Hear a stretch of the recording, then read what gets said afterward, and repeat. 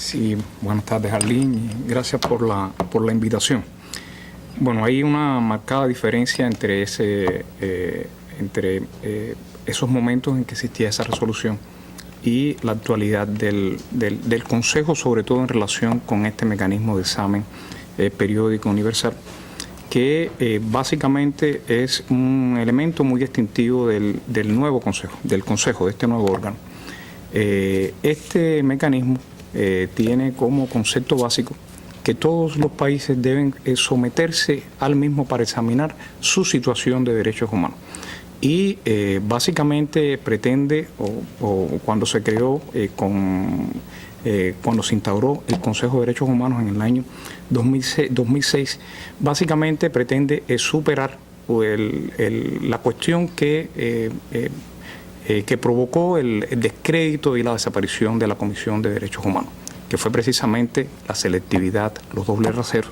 Es decir, la selectividad y dobles raseros porque se imponían ejercicios como el que mencionaste contra Cuba, contra países pequeños, Cuba y otros países pequeños, que precisamente éramos los países, muchos de los que eran sometidos a estos ejercicios, precisamente éramos los países que defendíamos con mayor ahínco en el seno de Naciones Unidas e internacionalmente los principios de la Carta de Naciones Unidas, como la soberanía de las naciones, la integridad territorial de los estados, y que nos enfrentábamos de una manera más clara a las pretensiones de Estados Unidos y las principales potencias, sus pretensiones hegemónicas.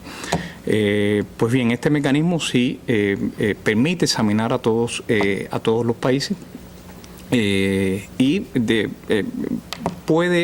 ayuda a superar esa situación de selectividad, que también estaba dada porque mientras había resoluciones contra los países, contra Cuba y otros países pequeños, no existía ningún tipo de ejercicio, por ejemplo, contra Estados Unidos, a pesar de los desmanes cometidos en la base naval de Guantánamo. Ya mostraban unas imágenes al respecto, como en el territorio ilegalmente ocupado a Cuba, en la base naval de Guantánamo, como en Irak, en las cárceles de Abu Ghraib y en otros lugares del mundo. Es decir, mientras existían ejercicios contra países pequeños, no existía ninguno contra... Bueno, algo tan escandaloso, yo recuerdo cuando se reveló los llamados vuelos secretos.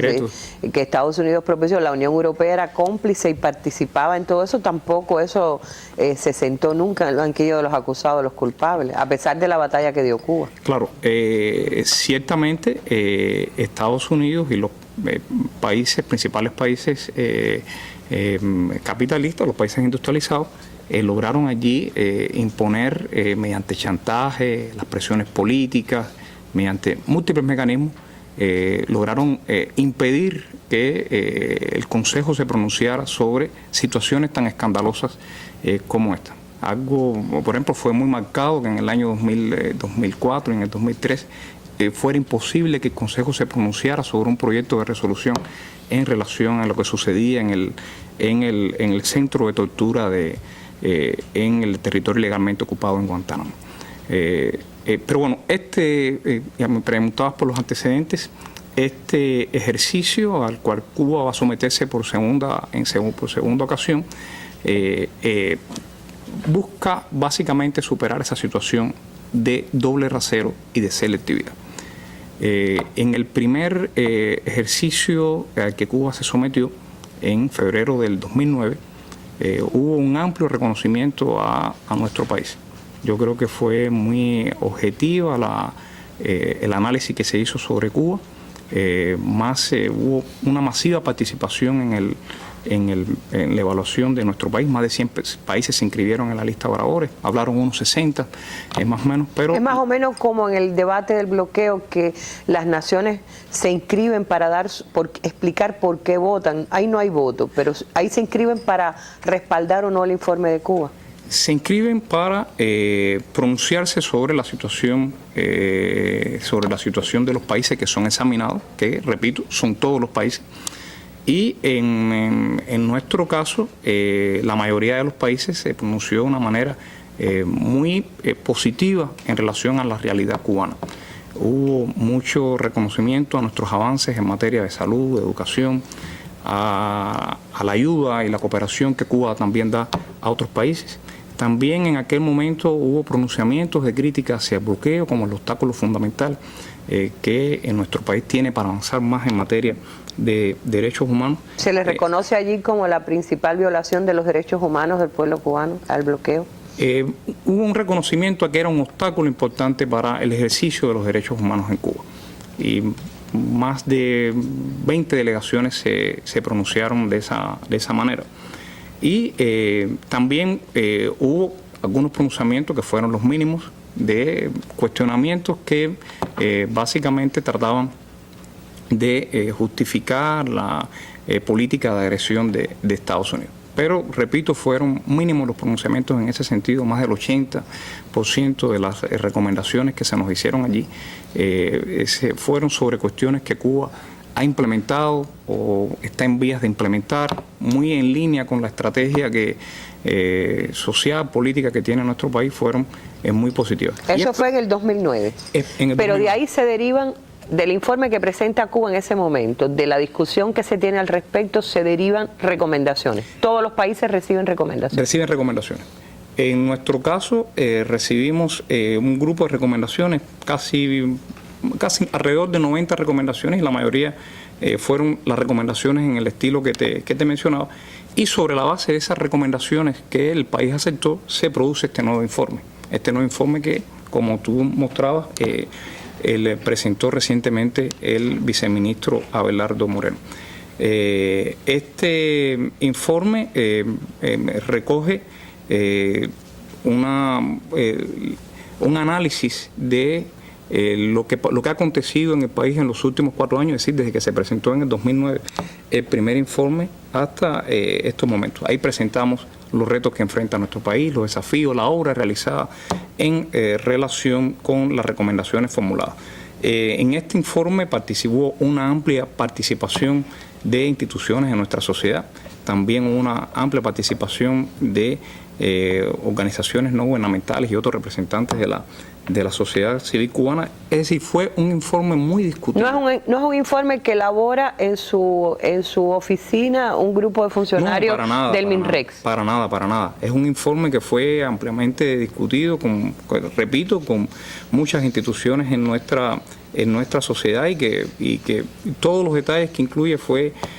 Bueno, según dice el reporte de Juventud Rebelde, decía que Abelardo Moreno informó que más de 400 ONG participaron en aportar ese informe y organismos además. Es cierto. Estas 400 organizaciones que mencionaba el viceministro Abelardo contribuyeron también a la preparación de este informe, pero es un tanto más enredado que este único informe del cual estamos hablando. Este único informe, este informe nacional, tuvo participación de muchos compañeros que dieron insumos para su preparación, que hubo discusiones, qué elementos incluir, qué elementos no incluir en el mismo. Y estas referencias que hacía el viceministro Abelardo Moreno son de las contribuciones que hicieron organizaciones no gubernamentales cubanas y extranjeras en relación con la situación de derechos humanos más allá de este informe. Esas contribuciones forman parte de un segundo informe que produce la Oficina del Alto Comisionado de Derechos Humanos, que también forma parte de esta discusión. A partir del nuestro, elabora el Alto Comisionado un nuevo informe. A partir de estas contribuciones que pueden hacer las ONG o organizaciones no gubernamentales, de otro segundo informe. Ahora, me interesa algo que conozco y que entiendo que no lo conoce todo el mundo. Me refiero, es decir, otros países reciben muchas recomendaciones. Sí. Tengo entendido que un país, por ejemplo, como Gran Bretaña, que ha acompañado tanto a Estados Unidos en sus políticas imperiales, recibió numerosísimas y fuertes recomendaciones cuando se presentó en el Consejo de Derechos Humanos. Sí, ellos presentaron un informe, similar al nuestro, en el sentido de que es un informe nacional. Lo presentaron en el año pasado, acompañado con otro grupo de países, y ciertamente recibieron muchas críticas, muchas de ellas que no fueron aceptadas por el gobierno británico. ¿Cuándo le toca a los reyes de la violación de los derechos humanos de los demás en el mundo? Ellos rindieron informe, su primer informe los tocó muy al final del proceso, no eran Estados Unidos Así, porque esto viene siendo una segunda vuelta. Esto es una segunda vuelta. Y nosotros somos de los primeros en la segunda vuelta. Estamos en el primer grupo. Estamos en el primer grupo porque Cuba es miembro fundador del Consejo de Derechos Humanos. En nuestro país, cuando el Consejo se crea en el año 2006, marzo del 2006, se somete más adelante a las primeras elecciones del Consejo y resulta electa como muestra del reconocimiento que tiene nuestro país en el compromiso con el reconocimiento y compromiso con los derechos humanos. Por esa razón somos de los miembros fundadores y por esa razón fuimos de los primeros también en prestar nuestro informe. Ellos fueron, los Estados Unidos, fueron de los últimos en presentar en el periodo anterior. En el periodo anterior. Y les hablaron de Abu Ghraib y de la base naval y de todo eso. Recibieron muchísimas recomendaciones. Pero no han resuelto ninguno de esos problemas. Digo, no, la base por lo menos está ahí. Está ahí, por supuesto. Y peor, hay huelga de hambre y todo. De eso hablaremos un poquito más adelante.